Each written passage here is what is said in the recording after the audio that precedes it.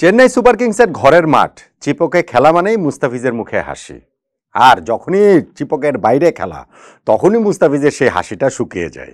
এবারের আইপিএলেও যদি দেখেন যে 6টা ম্যাচ মুস্তাফিজ খেলেছেন, 3টা খেলেছেন চিপকে চেন্নাইয়ের ঘরের মাঠে। সেই 3 ম্যাচে তিনি পেয়েছেন 8 উইকেট। যেই 3টা ম্যাচ তিনি চিপকের বাইরে খেলেছেন, সেই 3 ম্যাচে পেয়েছেন মাত্র 3 উইকেট।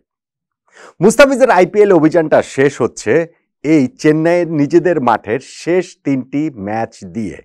মঙ্গলবার লখনৌ সুপার জায়ান্টের বিপক্ষে ম্যাচ, 28 তারিখে হচ্ছে গিয়ে পরের ম্যাচটা রয়েছে, এবং 1 তারিখে গিয়ে মে মাসের 1 তারিখে গিয়ে শেষ দুটো ম্যাচ ওইখানে রয়েছে, সানরাইজার্স হায়দ্রাবাদ ও পাঞ্জাব কিংসের বিপক্ষে। এই যে 3টা ম্যাচ চেন্নাইয়ের ঘরের মাঠে মুস্তাফিজ খেলবেন, সেখানে কি তিনি হাসতে হাসতে রেকর্ডগুলো করে ফেলবেন? দেখুন, রেকর্ড বলতে প্রথমত আমরা এইবারের মুস্তাফিজ আমাদের একটা নতুন জায়গার সঙ্গে পরিচয় করে দিয়েছে, সেটা হচ্ছে পার্পল ক্যাপ। পার্পল ক্যাপটা মুস্তাফিজের প্রথম ম্যাচটাতে চেন্নাইতে তিনি 4 উইকেট পেয়েছিলেন, পার্পল ক্যাপ নিজের করে নিয়েছেন।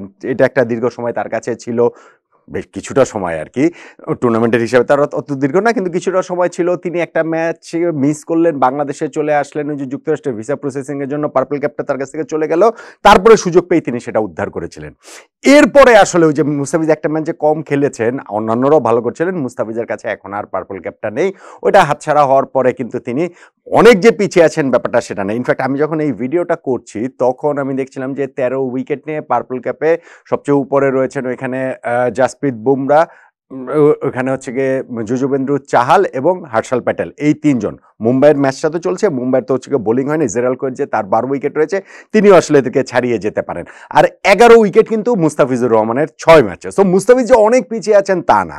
যদি কোয়েটজে যদিও তাদেরকে ছাড়িয়ে যেতে না পারেন বা খুব ভালো যদি না করতে পারেন, এমন তো হতেই পারে যে এই ম্যাচটাতে লখনৌর বিপক্ষে মুস্তাফিজ 3 উইকেট বা 4 উইকেট পেয়ে গেলেন। প্রথম ম্যাচে তো ভাই 4 উইকেট পেয়েছেন আরসিবির বিপক্ষে এই মাঠটাতেই। সো সেটা যদি হয় তাহলে পার্পল ক্যাপটা মুস্তাফিজ নিজের কাছে ফিরিয়ে আনতে পারবেন নিঃসন্দেহে। আর যে রেকর্ডগুলোর কথা বলছিলাম, চেন্নাই সেটা আরো বেশি ভরসা দিচ্ছে কেন? কারণ ওই যে বললাম 3টা ম্যাচ চেন্নাইতে খেলেছেন, সেইখানে তিনি পেয়েছেন 8 উইকেট। প্রথম ম্যাচে 4 উইকেট, তারপরে 2 উইকেট, তারপরে 2 উইকেট। চেন্নাইয়ের বাইরে 3 ম্যাচে প্রতিটাতে একটা করে মাত্র উইকেট পেয়েছেন। চেন্নাইয়ের মাঠে মুস্তাফিজের বোলিংয়ের অ্যাভারেজ হচ্ছে গিয়ে, মানে ইকোনমি বলেন, অ্যাভারেজ বলেন, স্ট্রাইক রেট বলেন, সব কিছুই আসলে চোখ ধাঁধানো।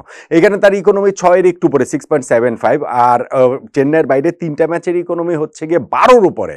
স্ট্রাইক রেট মানে এখানে প্রতি 9 বলে তিনি একটা করে উইকেট পেয়েছেন, এবং বাইরের মাঠে তিনি প্রতি 24 বলে গিয়ে একটা করে উইকেট পেয়েছেন। ফলে যখন হচ্ছে গিয়ে এই চেন্নাইয়ের মাঠটাতে যখন খেলা হচ্ছে মুস্তাফিজের, তখন তো তিনি আসলে শেষ 3টা ম্যাচে ওই আশাবাদীটা হতেই পারেন। রেকর্ডের কথা যেটা বলছিলাম, যে হাসতে হাসতে কি রেকর্ডগুলো নিজের করে নিতে পারবেন। ধরেন এই যে 3 ম্যাচে আমি বলছি, 3 ম্যাচে তিনি 8টা উইকেট পেয়েছেন।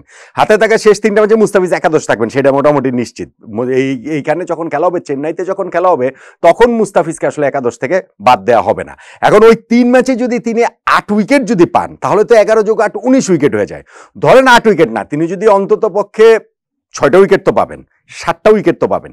সেটা হলেও কিন্তু দুটো রেকর্ড মুস্তাফিজের নিজের হয়ে যাবে। একটা হচ্ছে গিয়ে মুস্তাফিজের আইপিএল এখন পর্যন্ত তার সফলতম আইপিএল উইকেট শিকারের বিচারে, বা যে কোনো বিচারে যে বলেন, 2016 সালে প্রথম যখন তিনি খেলাটা প্রথমবার আইপিএল খেলেন, সেখানে সানরাইজার্স হায়দ্রাবাদের হয়ে 16 ম্যাচে তিনি 17টা উইকেট নিয়েছিলেন।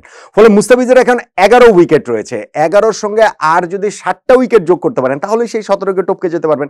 6 উইকেট পেলেই সমান হয়ে যেতে পারে, মানে সমান হয়ে যাবে। কিন্তু ম্যাচ সংখ্যা কিন্তু অনেক কম তিনি এইবার খেলছেন। সো মুস্তাফিজের এই জায়গাটাতে অন্তত 6টা বা 7টা উইকেট পেলে শেষ 3টা ম্যাচে নিজের সফলতম আইপিএল সিজন করবেন।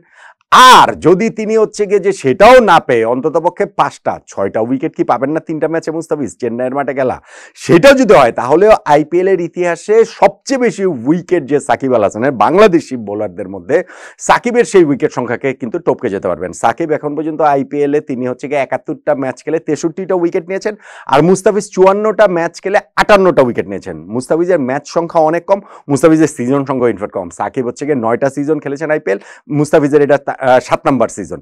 অবভিয়াসলি সাকিবের তো সেই ব্যাটিংটাও রয়েছে, কিন্তু আমাদের তিনি অলরাউন্ডার রোলে খেলেছেন, কিন্তু বোলার হিসেবে কিন্তু মুস্তাফিজের সামনে সেই সুযোগটাও আছে যে শেষ 3টা ম্যাচে তিনি যদি 5 উইকেট পান তাহলেই সাকিবকে স্পর্শ করবেন, 6 উইকেট পেলেই সাকিবকে টপকে গিয়ে আইপিএলে বাংলাদেশের সবচেয়ে সর্বোচ্চ উইকেট শিকারী বোলার মুস্তাফিজ হয়ে যাবেন। এখন এই রেকর্ডগুলোর কথা মাথায় রেখে কি খেলতে নামা সম্ভব, যে না আমি সাকিবকে ছেড়ে যাবো না, আমি আমার সফলতা হাসিল করবো? আমার মনে হয় যে সেটা সম্ভব না, বা সেটা আসলে কেউ করেন না। কিন্তু ভালো খেলার একটা তাড়না তো ডেফিনেটলি থাকবে। মুস্তাফিজে চেন্নাইয়ের বাইরের মাঠগুলো তো ভালো করেননি, কিন্তু চেন্নাইয়ের মাঠে যে ভালো করেছেন অন্ততপক্ষে সেই ধারাবাহিকতাটা নিয়ে তো তিনি আসলে দেশে ফিরতে চাইবেন।